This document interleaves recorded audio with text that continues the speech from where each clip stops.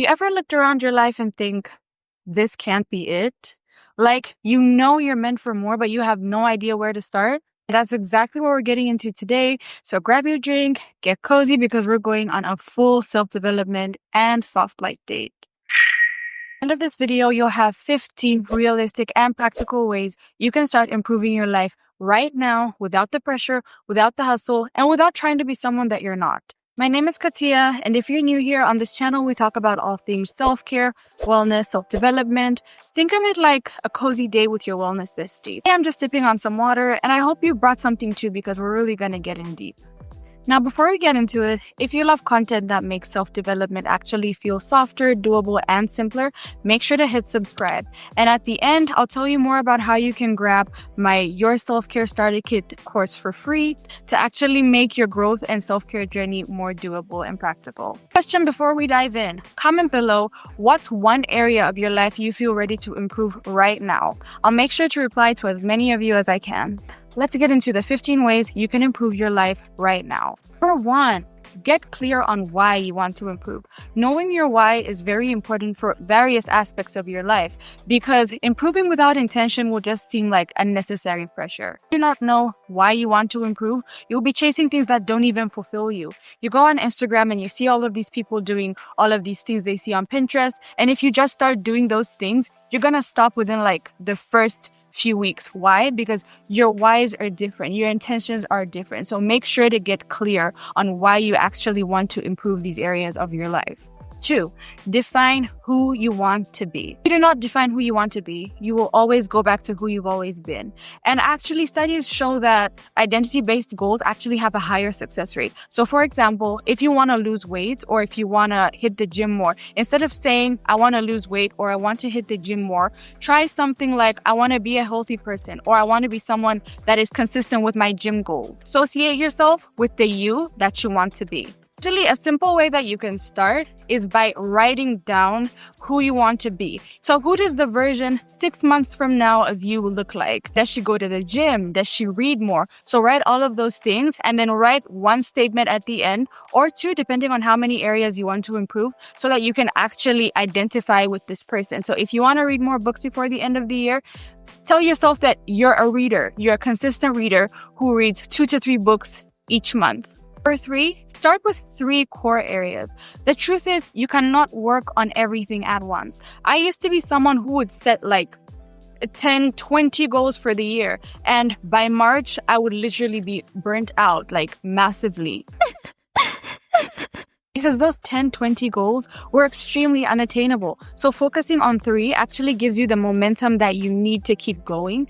And 1 to 3 goals is very doable. And if your brain sees that it's easy, you've got higher chances of actually hitting those than if you had 5 or greater. 4, change your mindset. If you're someone who thinks you're just broken or that there is something wrong with you, there is no amount of action that will save you. Your mind can either be your greatest asset or your greatest enemy.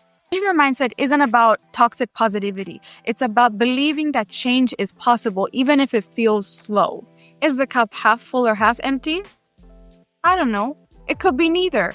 What matters is that it's your cup and you decide what to do with it. You don't have to be extremely positive to experience a mindset shift. All you have to do is just change your perspective of how you see certain things. Number 5, do some shadow work. So you can't heal from what you refuse to see. Now, I used to be someone who still kind of does struggle with the fear of failure, but actually going down to the root cause has actually helped me overcome some of those things and remove some of those mental blocks that were actually hindering me from achieving my goals and just showing up better for myself each day. Find some time, take out a journal or a notebook, and confront some of the things that you've been scared to confront. Starting the healing process is only part of the journey. But it's really important when it comes to actually removing those blocks that ignite the fight between you and you. Number 6, look at your past attempts and think of why they failed. So a lot of people tend to think that failure is actually a bad thing, but it's really not, because if you failed, it actually means that you tried something and now you have data to work with. So, okay, you tried to lose weight or to go to the gym maybe 5 times a month before. Why did that fail? Go back and look at that. It's one of my favorite things to do because it helps me actually go back and refine my systems to actually see what worked and what didn't. Because at the end of the day, there is nothing wrong with you. It's probably just something wrong with your systems or the fact that you're doing things that haven't been working for you, but that you maybe actually saw on this app or on Pinterest or on Instagram that you picked up from and thought, hey, maybe this could work for me, but they actually haven't been working. So make sure to just go back and see what you can tweak and what you can change from your past attempts. 7. Make small, sustainable changes. Small changes over time actually beat large temporary ones. So for example, if you're somebody who wants to read more, start with maybe reading a book for 5 minutes every day. And it seems like something really small and useless, but it's better to actually read for 5 minutes every day for a month than to actually read for 1 hour every 2 weeks. Pick a goal, break it down into smaller chunks, and see how you can fit everything into your daily life. This will actually make you get 1% better every day. 8. Make sure to exercise compassion. Be kind to yourself. Self-development without compassion just looks like hate with a pretty mask.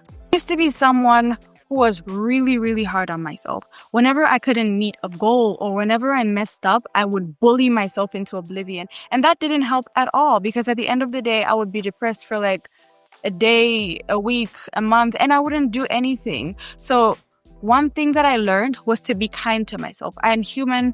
I will make mistakes and things will not always end up the way I want them to. But that doesn't mean that there's anything wrong with me. Number 9, ditch your fixed routines. Okay. And I'm talking to my organized girlies, the girlies who love like a little bit of structure. I know I do too. Now, the problem with rigid routines is that, for example, if you say every day at 9 a.m., I'm going to have breakfast and at 11 a.m., I'm going to do this and at 1 p.m., I'm going to do this. What is going to happen is that if one of these things moves, your whole day is ruined. So one thing that I started to do was instead of planning my day in like rigid blocks like that, sometimes I would just pick 3 things that I want to get done that day and then go on from there. Or if I'm time blocking, I would create what I would call flexibility blocks and just kind of leave those out for if anything goes wrong or something comes up so that I can do it within that time. Your systems are supposed to support you, not stress you out. Number 10,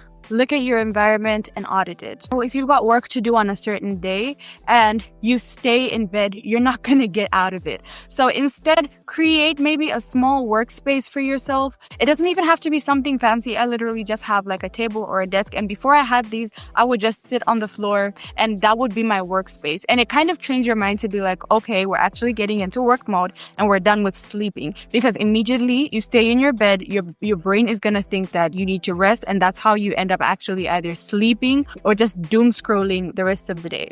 The thing that you can do to actually set the environment or set the tone for your day is actually make your bed when you wake up. Because if your bed is made, your brain will know that we're not going to get back in there. We're going to get up, we're going to do our work, and we're going to only sleep at the end of the day. Number 11, prioritize inner peace over the hustle. The most productive thing that you can do is rest. And that was one of the hardest things for me because I used to be someone who enjoyed working and I would wear burnout like a badge of honor. At the end of the day, how well will you work if you're tired? How well will you function if you're burnt out? So always make sure to put your inner peace first before anything. 12, accept that setbacks will happen. Failure is normal. Things change. Life happens. There's absolutely nothing we can do about it. But the only thing that you can control is how you react to how these setbacks affect you. Remember, a bad day isn't a bad life, and it shouldn't undo all of the progress that you've done. Instead, let it build resilience in you that'll actually give you the momentum to keep going even when things get hard. Number 13, protect your energy and set boundaries. Not everyone deserves access to you, and you don't need to overextend yourself even for your family and your friends, because it is true when they say that you can't pour from an empty cup. Setting boundaries isn't about being mean, it's about being clear. And you want to keep people around you who are actually going to help water your garden and not spoil it. When you feel burnt out, when you feel undercharged, take a step back. Take some rest and you'll get back and actually be a better version of yourself to actually be able to help and support your friends and your family. You can help and support them if you're down. Keep around you in your growth journey is actually what's going to determine how you achieve your goals and how well you go and how well your journey is actually going to go.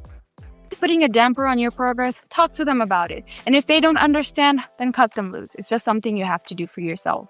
14, celebrate your mini wins. Progress is progress, even if it's small. Even if nobody can see it, you can see it. And I actually think celebrating small wins is actually better than celebrating bigger ones because it actually just gives you that momentum to keep going. Because if every day you're celebrating a win, tomorrow you're going to want to celebrate another one, and the other day, and the other day. So make sure to celebrate, your small wins. And this doesn't mean that you have to buy yourself something each time you win. It could be something as easy as maybe just cooking yourself a good meal or buying yourself something nice at the end of the month because you were consistent with your reading goal or you were consistent with your gymming goal. Just something to help support you and to help you feel good at the end of the day. My 15th and final point. Remember that you are still enough. You are already enough the way that you are. You are not broken. You are not behind. You are not lost. You are enough just the way that you are. Isn't about becoming worthy because you already are. And a lot of people will say that, it's about becoming the best version of yourself, which is true. But then remember that that best version of yourself is you. So make sure to do self-improvement from a place of love and not shame. And it'll change everything for you. And you're really going to enjoy everything that you're doing to actually improve yourself every day. One of these tips actually resonated with you the most? Put in the comments. I'd love to know what you're focusing on first. If you loved this video and you're ready to keep growing softly and sustainably, make sure to hit subscribe. To check out my free Your Self-Care Starter Kit course in the comments to help you just get started with self-care, establish why you're doing it, and how to actually form a self-care routine that's going to work for you. The link in the description below. Until next time, keep choosing you, besties. Even when it's messy, even when it's slow, you got this.